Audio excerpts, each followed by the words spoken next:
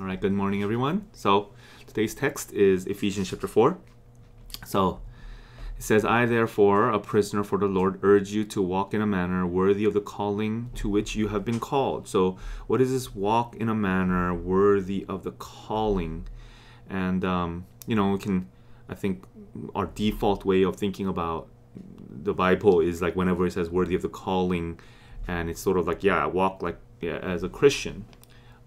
Because the calling is that you are saved, and that's true enough. But actually, the context of this chapter and this entire book actually is the calling is that it's a calling to be the cosmic body of Christ. It's the cosmic church, right? That's the main theme. It was accentuated in the last chapter.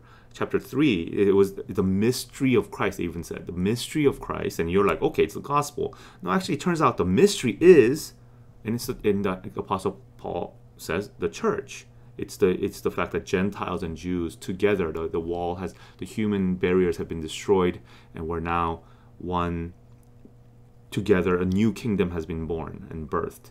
So it's like that's the calling, and you got to walk in a manner worthy of that. So how do you walk in a manner worthy of that calling to be the church? And that's why in verse 2 it continues with all humility and gentleness and patience and bearing with one another in love. And that's going to be what it takes to be the church. It says eager to maintain the unity of the Spirit in the bond of peace. So that's the manner worthy, to strive to maintain unity. It's kind of interesting. It's not to strive to improve on and increase unity. I mean, that's for sure. That's to be expected. But maintain it, just to maintain unity of the Spirit, the bond of peace in the church.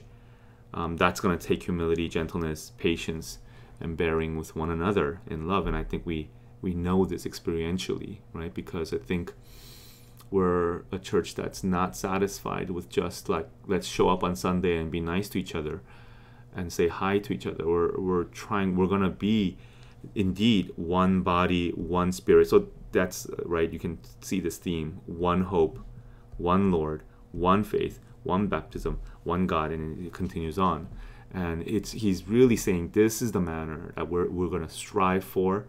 This is the manner that is worthy of the calling, to be very, very deeply united, and to eager to maintain that unity.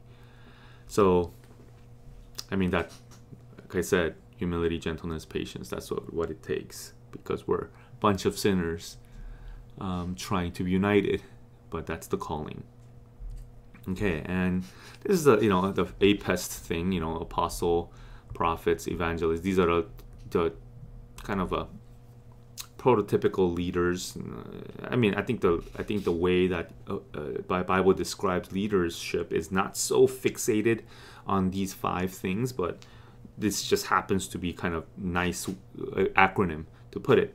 I think the biblical understanding of leadership is much more broad than just these 5 categories, but it largely might fall into these.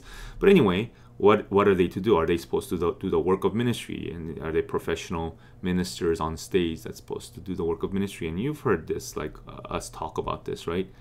No, they are supposed to equip the saints, which is basically all Christians, for the work of ministry.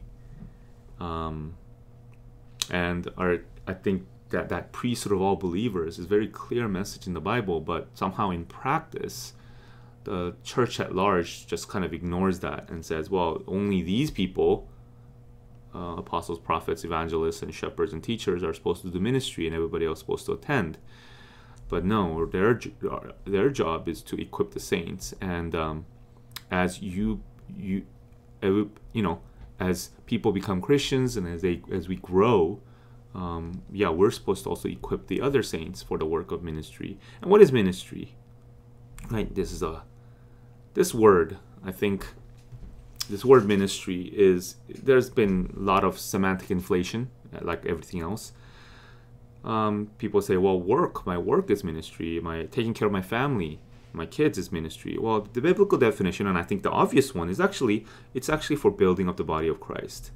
That is the primary ministry, right? And so we need to, I think, remember that as well, because there's a whole push to say, well, church is just church, you know, your life is ministry. And yeah, so that's just not a very sophisticated, I think it's a very American definition of ministry. When I was having a conversation with a bunch of collegiate collaborative people, and there was in the car, I was kind of driving a bunch of ministers, and there were people from other countries, actually one person from another country, and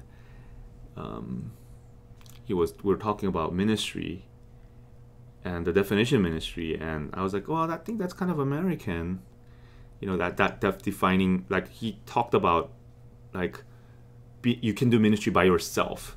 I was like, I don't know about that, you know, and I said that might be a very American way of thinking about, like, redefining ministry that way. And the guy in the back of my car, I remember, I mean, he might be living in America, but he was from another country, and he was like, yeah, that's America. I haven't heard that, you know, in my home country. So, all right. It says to grow up. Find just the whole idea of growing up, right? Christian growth. It's talking about Christian growth. Well, how does that happen? Actually, the idea in chapter 2 is very parallel to this. It says that we're joined together to grow up into being the holy temple of God, right? And in this chapter, it's the same idea. It's the body analogy, right? So grow up in every way into Him who is the head, from whom the whole body, joined and held together. So again, the church, the unity of the church, joined and held together by every joint which is equipped, when each part is working properly, makes the body grow so that it builds itself up in love. And this picture of when, like, body grows. So there's this kind of a relationship, right? So the members of the body, so members or parts of the body, it grows, but it makes the body grow. Body grows. And then as the body grows, your members grow. That's just common sense. That's how our body parts grow, right? If it grows disproportionately, that's not good. We're very worried.